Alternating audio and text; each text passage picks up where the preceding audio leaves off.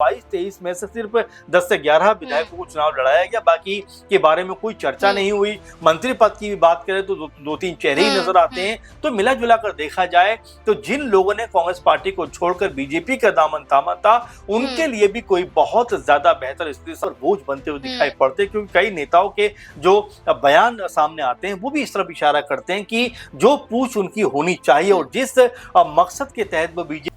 दतिया विधानसभा seat पर Bharatiya Janata party को करारी हार का सामना करना पड़ता है।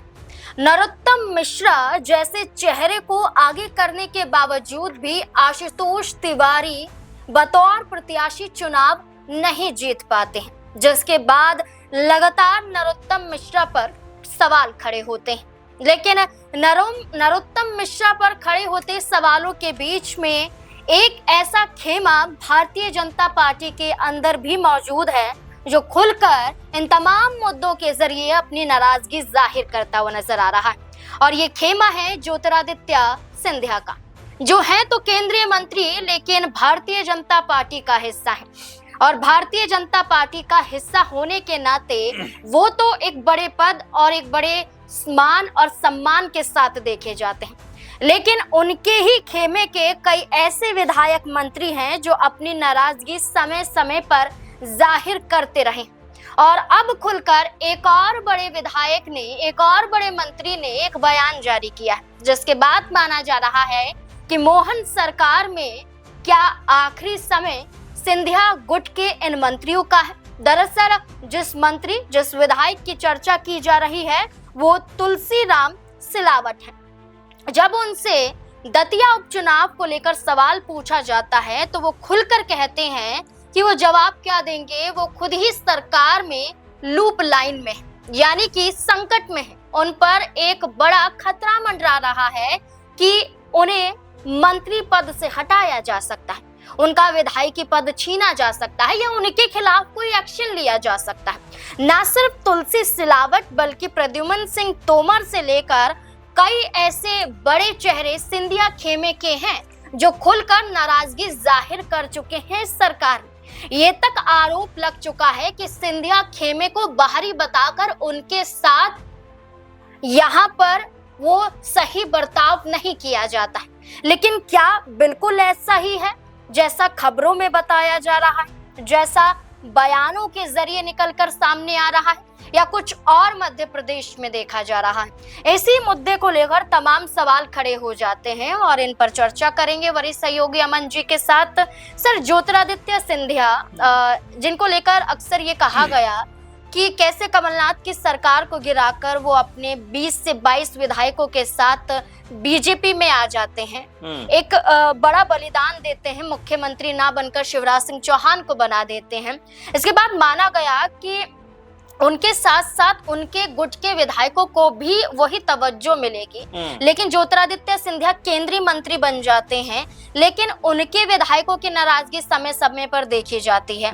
अब तुलसी सिलावट का ये बयान आना कि वो खुद लूप लाइन में है और मजाकिया अंदाज में कहते हैं, लेकिन क्या इसके पीछे कोई बड़े मायने भी दिखाई दे रहे हैं? जी बिल्कुल। और देखिए, दतिया चुनाव के बारे में आप जिक्र कर रहे थे। दतिया चुनाव में सबसे पहले अगर आप बात करें तो मुख्य चुनाव प्रभारी के तौर पर सिंधिया का नाम सामने आ रहा था। ज्योतिरादित्य सिंधिया को लेकर कहीं ना कहीं तमाम तरह की खबरें आई थी कि नरोत्तम मिश्रा के टिकट कटने के बाद यहाँ का जो पूरा चुनाव है वो ज्योतिरादित्य सिंधिया देखेंगे। लेकिन आपने ये देखा कि उनका नाम ना आकर सामने, बल्कि नाम आ जाता है ग्वालियर के सांसद भरत कुशवाहा का, और उनको मुख्य चुनाव प्रभारी बना दिया जाता है बीजेपी की तरफ से। तब भी तमाम तरह के सवाल उठे कि भाई आखिर जब सिंधिया का नाम निकलकर सामने आया तो वो नाम पीछे कैसे हो गया, और उतना एक्टिव फिर सिंधिया दिखाई भी नहीं पड़े। हालांकि प्रचार प्रसार करते हुए दिखाई दिए और तमाम तरह से वहां पर माहौल बनाने का प्रयास किया, लेकिन जो कद और जो पद उनको मिलना चाहिए कहीं ना कहीं वो उनसे पीछे छूट गया।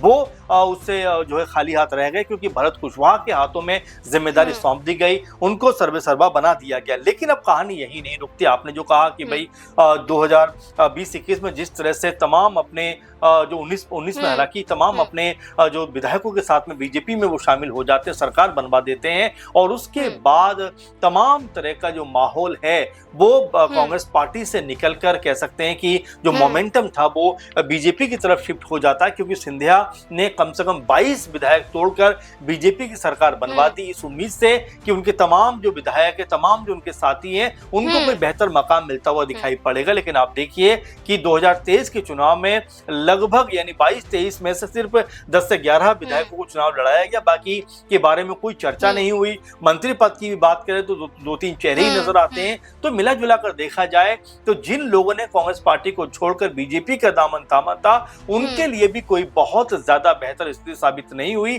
कई लोगों ने तो यहां तक कहा कि कांग्रेस को छोड़कर बीजेपी में आना उनके लिए कोई फायदेमंद साबित नहीं हुआ, बल्कि बीजेपी की तरफ से भी कई दफा इस तरह की बयानबाजी हो गई कि जब से कांग्रेस पार्टी के ये लोग बीजेपी में शामिल हुए, तब से कहीं ना कहीं पार्टी के अंदर एक तरीके का घमासान मचता हुआ दिखाई पड़ रहा है। लेकिन ऐसे में तुलसी जो सिलावट जो बात कहते हैं, उस बात में भी कहीं ना कहीं उनका दर्द छलकता हुआ दिखाई पड़ता है कि वो भी कहीं ना कहीं हाशिए पर हैं। उनसे भी कब जो है उनका पद ले लिया जाए, ये कहा नहीं जा सकता। अच्छा सर, तुलसी सिलावट ही नहीं बल्कि जैसे कि आपने कहा कि 2 से 3 यहाँ पर मंत्री हैं सिंधिया खेमे के, जिसमें तुलसीराम सिलावट हैं, गोविंद सिंह राजपूत हैं, प्रद्युम्न सिंह तोमर हैं।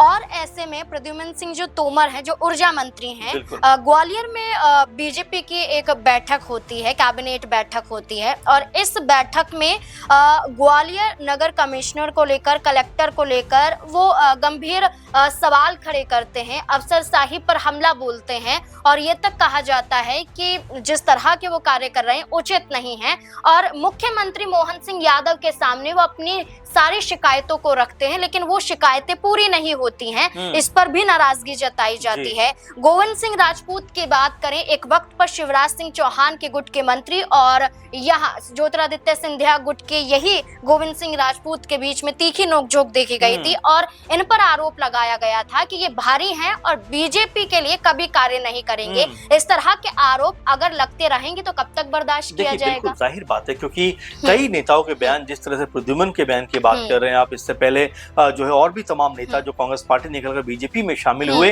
जैसा मैंने शुरू में कहा कि एक उम्मीद होती है कि भाई चलिए कांग्रेस पार्टी अगर हम छोड़ रहे हैं तो बीजेपी में जाकर हमें मान सम्मान और बड़े पद मिलेंगे। लेकिन जिस तरह समय बीतता है उसके बाद में ऐसा लगता है कि आप उनके ऊपर बोझ बनते हुए दिखाई पड़ते हैं, क्योंकि कई नेताओं के जो बयान सामने आते हैं वो भी इस तरफ इशारा करते हैं कि जो पूछ उनकी होनी चाहिए और जिस मकसद के तहत वो बीजेपी में शामिल हुए थे, वो मकसद तो फिलहाल उनका पूरा नहीं हो रहा, बल्कि उनको जो है बाहरी समझा जाता है। उनको अभी भी बीजेपी का मुकम्मल नेता नहीं समझा जाता, बल्कि ये तो कहा जाता है कि भाई आप दूसरी पार्टी से आए हो, इसलिए आप स्थायी बीजेपी के नेता नहीं हो, बल्कि आप बाहरी नेता हो। और ये बात कहकर कहीं ना कहीं उनका मनोबल तोड़ने का प्रयास किया जाता है। लेकिन आपने जिस तरह से कहा कि आखिर कोई कब तक कितना बर्दाश्त करेगा, ये अपने आप में बड़ी और महत्वपूर्ण बात हो जाती है। क्योंकि देखिए कांग्रेस पार्टी जब सरकार में थी तब सिंधिया और उनके खेमे के लोग ये चाहते थे कि उनको कांग्रेस पार्टी में अच्छे ओहदे मिले, अच्छे पद मिले, यहाँ तक कि सिंधिया को लेकर मुख्यमंत्री बनाए जाने को चर्चा थी, लेकिन वो मुख्यमंत्री नहीं बने।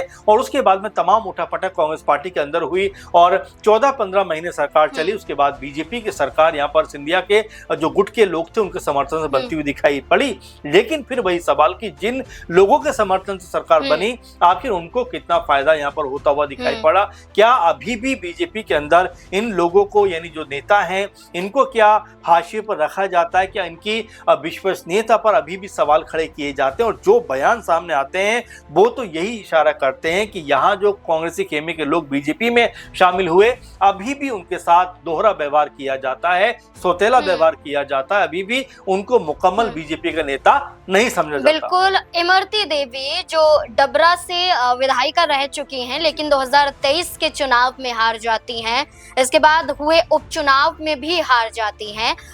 तो ये तक कहा गया इमरती देवी के जरिए, खुद इमरती देवी के जरिए, कि जब से बीजेपी में आए हैं तब से ही हार का सामना कर रहे हैं, वरना जब तक कांग्रेस में थे तो जीत ही रहे थे। तो ये बयान बताते हैं कि बीजेपी में आ तो गए लेकिन वो मान सम्मान नहीं मिल पा रहा है।